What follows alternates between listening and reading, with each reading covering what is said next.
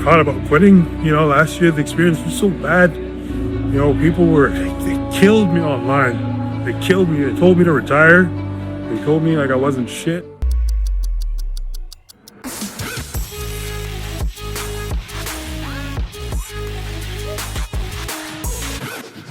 Hi guys, welcome back with the Tampa Pro 2025 complete lineup result of 21 contestants. So let's dive into it.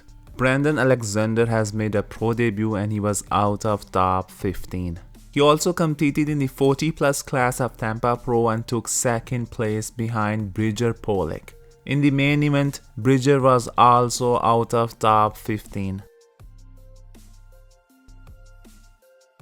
Chris Massaro also has made his pro debut and he showcased a very decent package with tremendous details and conditioning.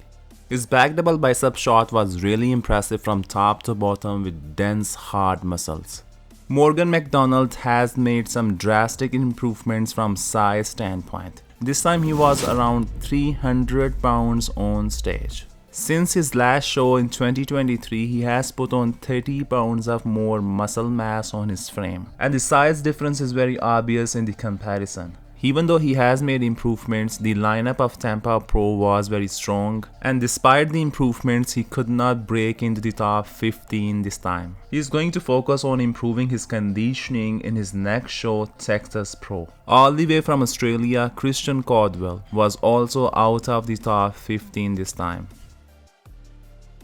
It was a first professional show for another Australian bodybuilder, Matt O'Reilly, and he had to settle for finishing outside the top 15 as well. He has showcased tremendous muscle quality and impressive conditioning on his pro debut show. 28 years old French up-and-coming bodybuilder Anthony Jail had to settle for last place in Tampa Pro, and this was his lowest placing since he turned pro. He has incredible size and impressive development in the chest and shoulders with humongous arms, but he has two prominent shortcomings. The center of his physique is not really a strong point for him, and he does not have a very strong back development. Most of the athletes who did not place in the top 15 had better back development and details compared to Anthony. Alphonso Drops made his pro debut last year in Tampa Pro with 10th place. This time he dropped down to the 14th place. He has impressive shape and structure, but I think he still needs overall more development. Justin Shier brought a very improved package this time. Probably it was one of his best versions, and he was aiming to be the last man standing in Tampa Pro. But most likely he could not sway the judges this time and he had to settle for 13th place.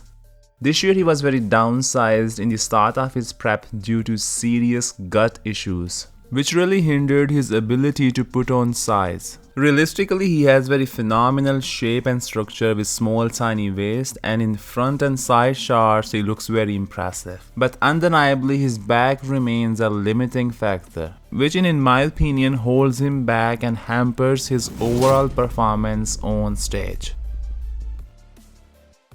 Prince Boang has brought some improvements from conditioning standpoint compared to his last show, Toronto Pro.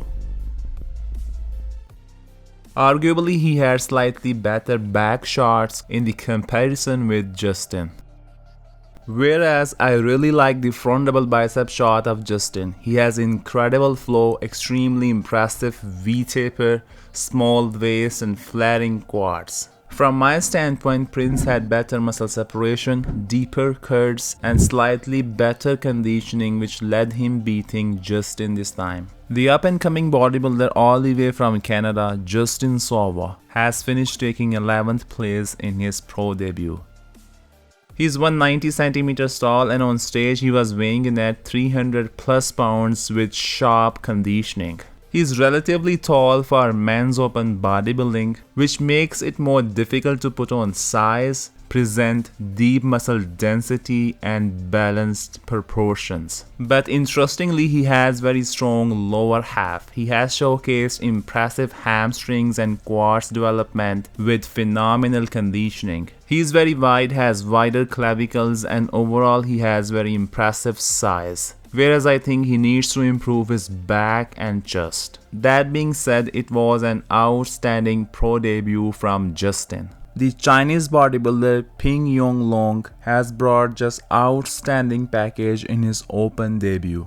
He was not the biggest contestant on stage, but he showcased incredible muscle quality, details and separation with sharp conditioning, which led him beating 12 contestants, and he arrived at 10th place.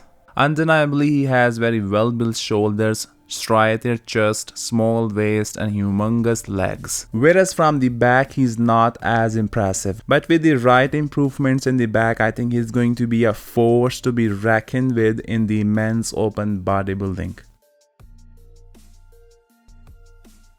Arguably, Stuart Sutherland does not have a very beautiful structure, but he always brings a very complete, very impressive package on stage. This time he made some improvements from size standpoint, but he was not as sharp, as dry as he was last year. Especially his midsection looks wider this time. Stuart is very strong in the abs and thigh shot. Probably this is his most impressive shot in my opinion, as he always showcased a very small waist. But this time his midsection was not completely flat, which really hurt the flow of his physique from my viewpoint. Whereas he recently explained that he could not peak well for the show, and maybe because of this his midsection was not on point. So hopefully he brings his best version in his next show, Texas Pro. All the way from Germany, Emir has taken 8th place in the contest. He always brings very razor sharp conditioning, shredded glutes and impressive details all over his physique. He was at 275 pounds on stage this time, which is quite impressive. Whereas his physique is still a work in the progress in certain areas. That being said, Emir is a rising force in the men's open bodybuilding. One of the most aesthetically pleasing bodybuilders in the men's open division, Patrick Moore, has finished taking 7th place in Tampa Pro. This time he was doing self-coaching and he brought one of his best looks on stage, which is really admirable. In Tampa Pro, he has brought a fuller and slightly sharper package, and hopefully he keeps making improvements in his upcoming shows.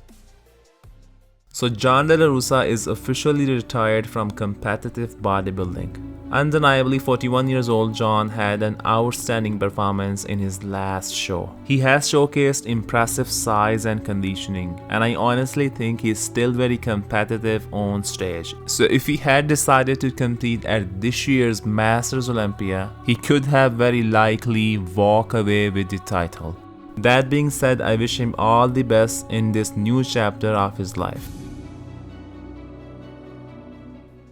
This was 4th consecutive show of the year for Brazilian bodybuilder Bruno Santos. In his last show, Portugal Pro, he was runner-up and he defeated Nathan Diaz. This time he dropped down to the 5th place.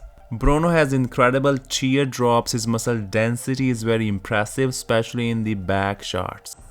Tyler seen me fuller on stage and said I should push that limit a little bit more, but condition was in a good spot, waist control was in a good spot.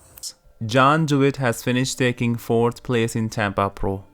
In the comparison with Bruno, I think Bruno has better shape and structure. He was bigger, he was heavier with better midsection. Whereas John Jewett, I think he was slightly sharper and harder, and at the end judges preferred his physique over Bruno. So Joseph Placios has managed to defeat several Olympians and he arrived at 3rd place, which is his highest placing so far since he turned pro. He does not have a very aesthetically pleasing physique. He's kind of blocky, has wider waist, but this time he has brought sheer amount of size and sharp conditioning with impressive details.